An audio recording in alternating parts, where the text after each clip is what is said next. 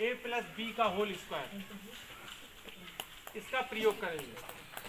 ए plus B का whole square का मतलब होता है ए प्लस बी का 2 बार गुणा किया जाएगा, यानी ए का 2 बार होगा, इसके बाद बी का 2 बार होगा, फिर इसके बाद 2 गुणे प्रथम पद गुणे द्वितीय पद। तो प्रथम पद हमारा क्या है, ए है, द्वितीय पद हमारा बी है। तो पहले हम प्रथम पद का गुणा करेंगे। हमने यहाँ 2 बार इसलिए गुणा किया क्योंकि उस पर पावर कितनी है, 2 है, तो इसलिए हमने ए का गुणा 2 बार किया तो ए स्क्वायर हो गया। फिर हमने बी का गुणा 2 बार किया तो बी स्क्वायर हो गया।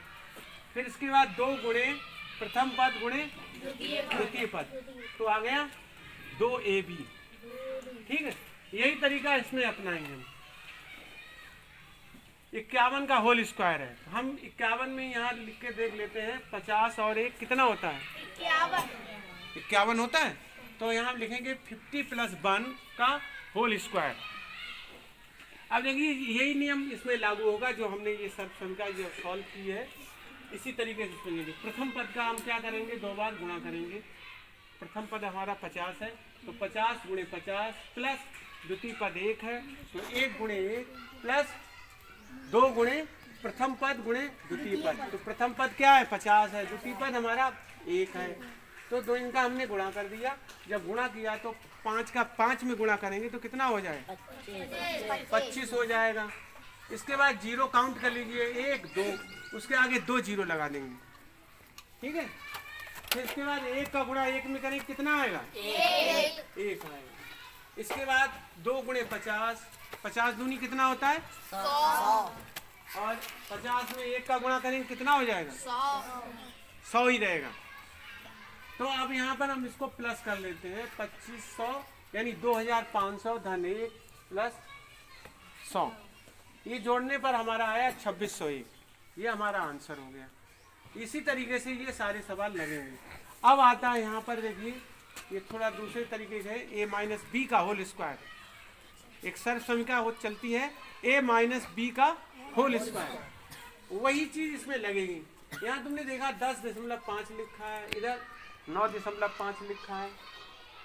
अब यहाँ देखिए आप 10 में 5 जोड़ेंगे तो कितना हो जाएगा, 10.5 हो गया, और इधर 10 में माइनस करेंगे 0.5, इसको घटाएंगे तो कितना हो जाएगा, 9.5 हो गया। मतलब इसका ये जो आप हम घटाते हैं तो ये चीज़ आ जाती है, इसको हम जोड़ते हैं तो ये चीज़ आ जाती है।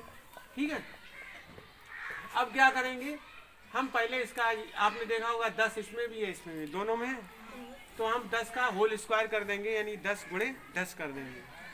और इधर देखिए ये 5 है, 5 नहीं है, ये क्या है, 0.5 है। 5 और 0.5 में बहुत अंतर होता है, क्योंकि वो इकाई का अंक है, ये 10वां स्थान रखता है, यानी 5/10, यानी ये 10th पार्ट हुआ इसका, 5/10। तो इसकी ऐसी, इसको जब भी बोलेंगे दशमलव के बाद के जितने भी अंक बोलेंगे आप एक साथ नहीं बोलेंगे, अलग अलग करके बोलेंगे। जैसे मान लीजिए लिखा है 0.64, आप लोग क्या करते हैं 0.64 बोल देते हैं, ये गलत है। 0.64 नहीं बोला जाएगा, 0.64 या 0.64 ये बोला जाएगा, समझ गए। अब इस तरीके से इसको बोलेंगे, इसके बाद इसका मल्टीप्लाई करेंगे, 10 का गुणा 10 में करेंगे, 10 ढाई 100 होता है, 100 लिख दिया। और 5 का गुणा 5, 0.5 का गुणा 5 में करेंगे तो कितना आएगा, 0.25 बोला किसी ने, अभी मना किया था 0.25। अब 0.2 अंक की बार लगा दिया हमने, तो यहाँ आ गया 0.25। अब इसके बाद हमने इसमें से माइनस किया, तो माइनस करने का भी आपको तरीका नहीं सही पता था। आप लोग को हमने दिखाया कि माइनस जब करते हैं तो जैसे यहाँ माइनस का, जैसे आपने ये 0 लिखा है तो यहाँ पे एक दशमलव लगा के एक 0 बढ़ा लीजिए, 0.0 कर लीजिए, फिर हम इसको यहाँ पर माइनस कर देंगे। जैसे ये माइनस किया, ये वाला, अब ये तो हमने प्लस किए, ये देखो माइनस किया है, तो 10 था 0.0 कर दिया, फिर 0.5 को हमने इसे घटा दिया। आप लोग क्या करते हैं 5 यहाँ लिख देते हैं, इसीलिए आंसर गलत आता है। ठीक है, अब आया ये 99.75, यानी 99.75।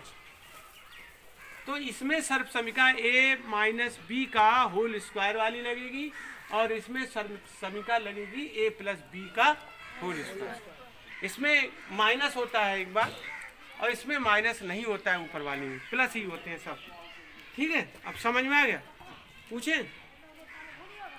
खड़ी होइए मोनिका, ये बताइए 0.2 का गुणा 0.2 में करें कितना आएगा? 0.2 का गुणा 0.2 में करेंगे तो गुणनफल कितना होगा?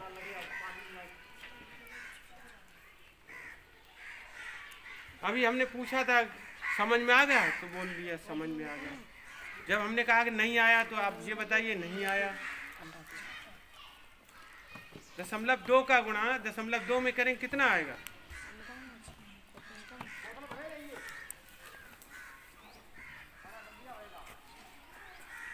तो खड़े होइए, 0.2 का गुणा 0.2 में करें कितना आएगा?